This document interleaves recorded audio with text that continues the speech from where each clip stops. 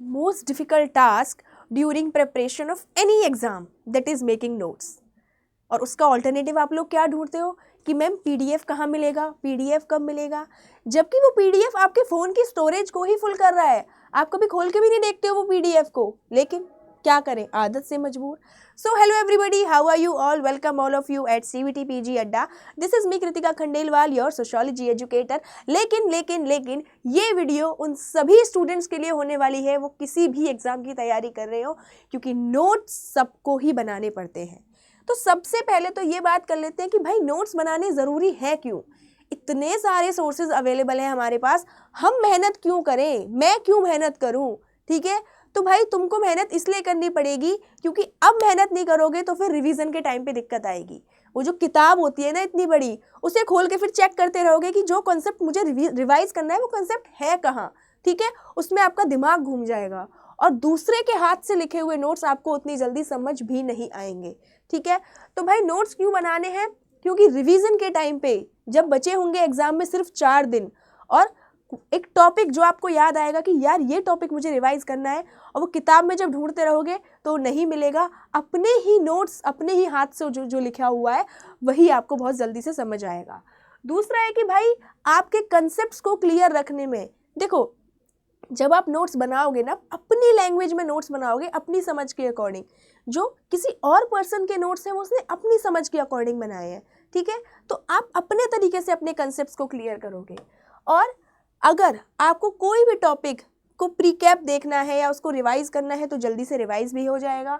Last है, अगर आप चाहते हैं कि आप कोई भी टॉपिक पढ़ रहे हैं लॉन्ग टर्म तक आपको याद रहे, ऐसा तो नहीं है ना कि एक बार टॉपिक पढ़ा और 6 महीने बाद फिर दोबारा से उसे पूरा पढ़ोगे, बहुत टाइम वेस्टिंग होता है। अगर आप ये चाहते हैं कि लॉन्ग टाइम तक वो आपके दिमाग में रहे तो नोट्स बनाइए, और वो नोट्स आपके आगे तक काम में आएंगे। ठीक है, अब ये बताओ कि मैम नोट्स बनाए कैसे। देखो मैं आपको अपने नोट्स दिखाती हूँ।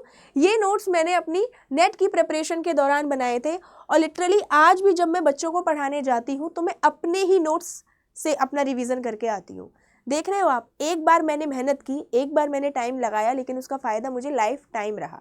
तो भाई अब मैम आप काम की बात करो कि नोट्स बनाने कैसे हैं। तो भाई देखो, नोट्स तुमको इस तरह से बनाने चाहिए। ठीक है, ये डिजिटल नोट्स हैं, मैंने अपने आईपैड पे बनाए थे, लेकिन अगर आप पेन और कॉपी का यूज़ करके भी नोट्स बना रहे हैं तो भी आप ऐसे नोट्स बना सकते हैं। सबसे ज़रूरी बात यह है कि देखो आप नोट्स में ना इस तरह की लैंग्वेज का यूज़ करें। ठीक है, जैसे कि मुझे एक टाइप की रिसर्च है, ये सोशियोलॉजी के स्टूडेंट्स और जो लोग भी रिसर्च एप्टीट्यूड पढ़ते हैं उनको समझ आ रहा होगा। अब देखो यहाँ पे क्या है कि जो रिसर्चर है वो पास्ट में जाके प्रेजेंट को समझता है।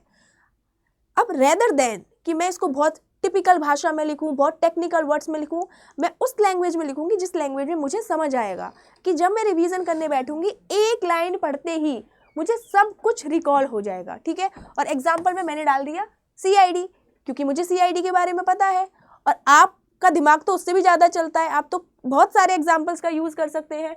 ठीक है, और अपने नोट्स को देखो ऐसे आप फ्लो चार्ट्स यूज़ कीजिए उसमें। ठीक है, हिंदी यूज़ करनी है हिंदी लिखिए, इंग्लिश यूज़ करनी है इंग्लिश लिखिए, फॉर्मल नोट्स नहीं बनाने हैं। ठीक है, आपको किताब नहीं छपवानी है आगे।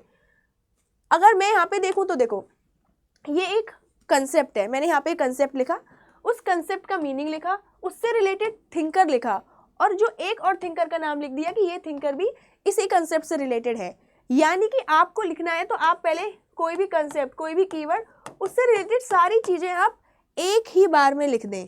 ठीक है, और अगर आपको लग रहा है कि टॉपिक बहुत ज़्यादा बड़ा है तो एक पेज के एक साइड पे आपके वहाँ पूरे नोट्स होने चाहिए।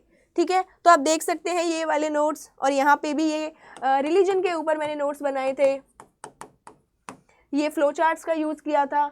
हो सकता है कि आपको समझ ना आ रहे हो, लेकिन मुझे समझ आ रहे हैं।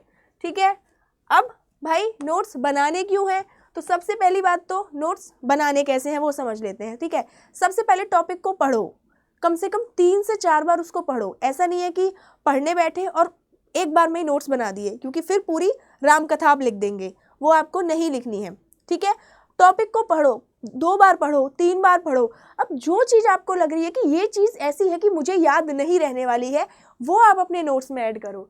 ठीक है, लास्ट में सिर्फ की कंसेप्ट, सिर्फ की वर्ड, ठीक है। कोई इन एंड द, कोई आपको ऐसे वर्ड्स का यूज़ नहीं करना है, एडजेक्टिव्स का यूज़ नहीं करना है, ठीक है। सिर्फ बहुत ही शॉर्ट पॉइंट्स में आपको नोट्स बनाने हैं, ठीक है। और सिर्फ हेडिंग्स, सब हेडिंग्स का यूज़ करना है, और लास्ट में माइंड मैप्स, फ्लो चार्ट्स का यूज़ करो, ठीक है। लेकिन गाइज प्लीज़ नोट्स बनाओ, ठीक है। डोंट डिपेंड्स ऑन पीडीएफ्स कि भाई कोई मैम पीडीएफ दे देंगी, और टॉपर्स के नोट्स पे भी आपको डिपेंड नहीं रहना है कि मैम उस टॉपर के नोट को फॉलो कर लेते हैं, उसने अपने नोट से टॉप किया। भाई उसने अपने हिसाब से नोट्स बनाए थे, वो बोल सकता है कि आप मेरे नोट्स ले लो, आपका सब हो जाएगा, लेकिन ऐसा नहीं होता है। आप अपने नोट्स आपको बनाने ही होंगे, ठीक है। और यही एक राइट स्ट्रेटेजी होती है किसी भी एग्ज़ाम को क्लियर करने के लिए। ये जो नोट्स हैं इसको बनाने में मुझे बहुत टाइम लगा, ठीक है। मैं एक दिन में 3-3 घंटे बैठ के नोट्स बनाती रहती थी, लेकिन आज 2 साल हो गए हैं, 2-3 साल तक मैं इन्हीं नोट्स को रिवाइज करती आ रही हूँ, ठीक है। तो देख सकते हैं आप, एक बार आप इनपुट डालेंगे और आउटपुट आपका लाइफ टाइम तक रहेगा, ठीक है। ये तो हो गई बात। अब जो भी लोग CVT PG की तैयारी कर रहे हैं 2026 के लिए सोशियोलॉजी सब्जेक्ट से, ठीक है, उनके लिए खुशखबरी है कि बैच उद्गम लॉन्च हो चुका है। यहाँ पर हम, ठीक है, यहाँ पर हम कंसेप्ट भी समझेंगे, और आपने मेरे नोट्स बनाने का तरीका तो देख ही लिया है, इससे थोड़ा बहुत आपको आइडिया भी लग जाएगा कि पढ़ाने का तरीका भी कुछ इसी तरह से रहने वाला है। बहुत ज़्यादा पैराग्राफ्स वगैरह में हम नहीं पढ़ने वाले हैं, चीज़ों को एकदम क्लियर रखेंगे। यहाँ पे आपको unit wise test, sectional test, ठीक है, सब कुछ मिलने वाला है। और हाँ, एक गारंटी मेरी ये है कि आप क्लास देखेंगे तो उसी टाइम आप कंसेप्ट को याद भी करके जाएंगे, ठीक है। तो भाई टेलीग्राम चैनल ज्वाइन कर लेना, यहाँ पे आपको एग्ज़ाम से रिलेटेड कोई भी अगर अपडेट आ रही है, ठीक है, एग्ज़ाम से रिलेटेड, CVT PG से रिलेटेड, मेरी क्लासेस से रिलेटेड सारी अपडेट्स आपको मेरे टेलीग्राम चैनल पे बन जाएंगी। लास्ट में बस मैं यही कहना चाहूँगी कि नोट्स बनाइए, नोट्स बहुत इंपॉर्टेंट है, ठीक है। So guys thank you so much for watching this session. Tata bye bye.